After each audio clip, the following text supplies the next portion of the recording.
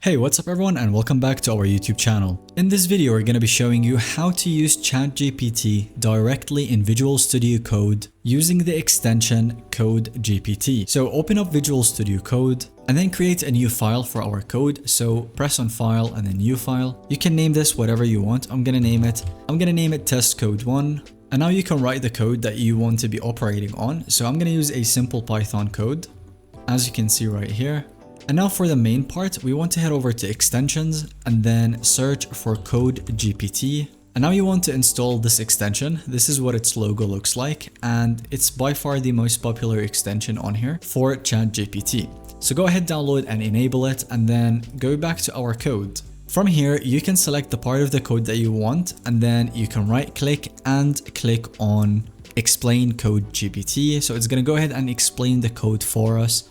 But before we do that, there's one last step where we have to enter our API key. So you need to grab it from OpenAI.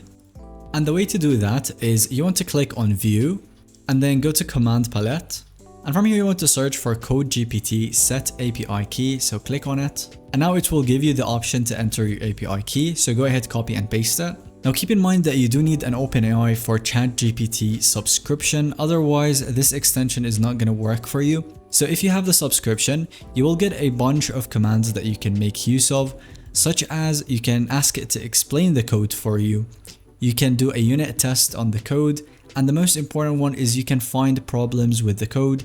So if you have a complex or a very long code and you can't really go through each line to find a problem, you can simply select and highlight all the code and then click on Find Problems, and ChatGPT will do it for you. You can also, while writing your code, you can simply right click and then ask Code GPT, and then it will write fractions of the code for you where you need it. So you can save a ton of time using this extension, and it's very useful, as you can see. So I hope you can make good use of this tool. If you found this video to be helpful, don't forget to leave a like and subscribe for future videos.